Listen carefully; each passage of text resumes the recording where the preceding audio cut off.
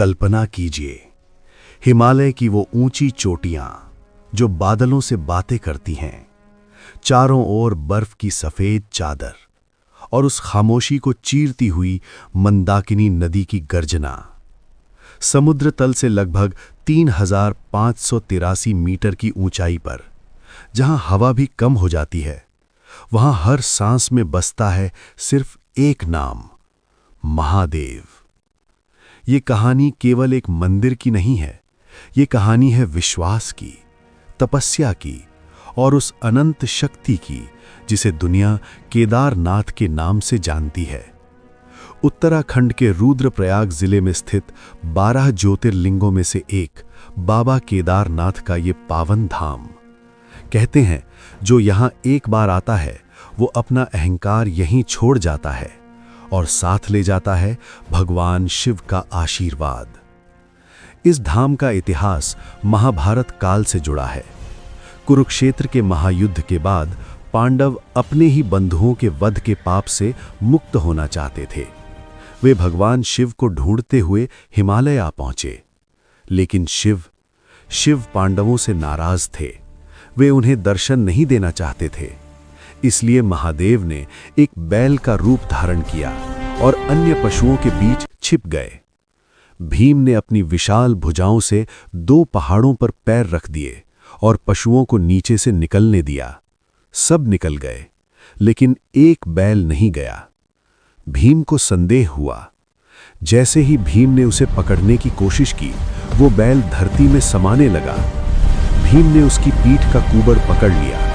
कहते हैं, बैल के रूप में शिव का वही कुबड़ आज भी पिंड रूप में केदारनाथ में पूजित है। पांडवों ने यहां शिव को प्रसन्न किया और इस मंदिर की नींव रखी। सदियों बाद आदिगुरु शंकराचार्य ने इस मंदिर का पुनर्निर्माण कराया और यहीं समाधि ली। ये स्थान केवल पत्थरों का ढांचा नहीं, बल्कि हजारों वर्षों की आस्था का प्रमाण है। केदारनाथ पहुंचना आसान नहीं, ये परीक्षा है, शरीर की भी और मन की भी। गौरीकुंड से शुरू होती है लगभग 16 से 18 किलोमीटर की कठिन चढ़ाई। रास्ता पथरीला है, हवा कम है और मौसम यहां पल भर में बदल जाता है। कभी धूप तो कभी अचानक बारिश या बर्फबारी। हर कदम पर थकान महसूस होती है, लेकिन तभी कानों में गूंजता है, जय भोले। और अचानक पैरों में नई शक्ति आ जाती है।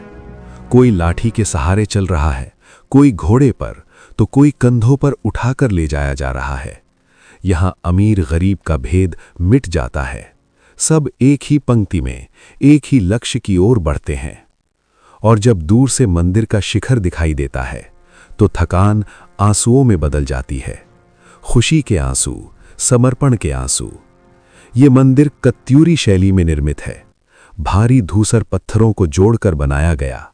आश्चर्य होता है कि बिना किसी जोड़ने वाले पदार्थ के इतने विशाल पत्थर इतनी ऊंचाई पर कैसे लाए गए होंगे।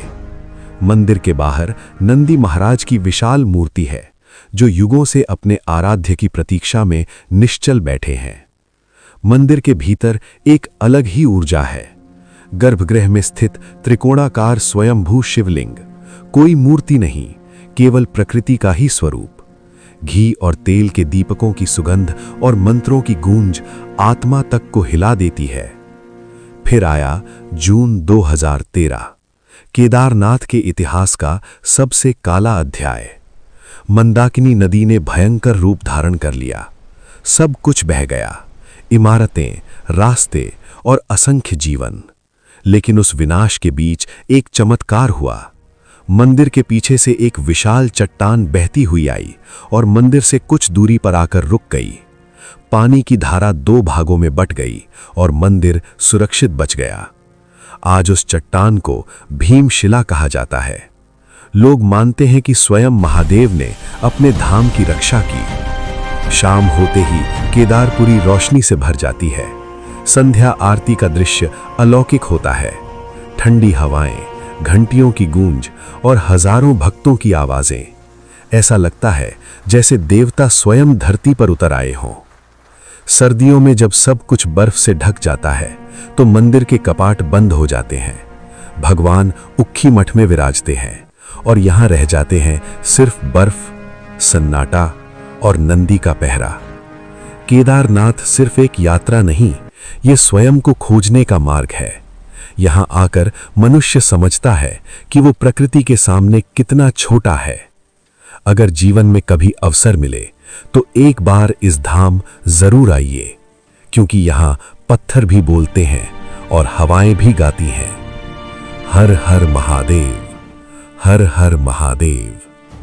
अगर आपको ये कहानी अच्छी लगी हो तो वीडियो को लाइक करें और ऐसे ही आस्था और इतिहास से जुड़े वीडियो के लिए हमारे चैनल को सब्सक्राइब जरूर करें।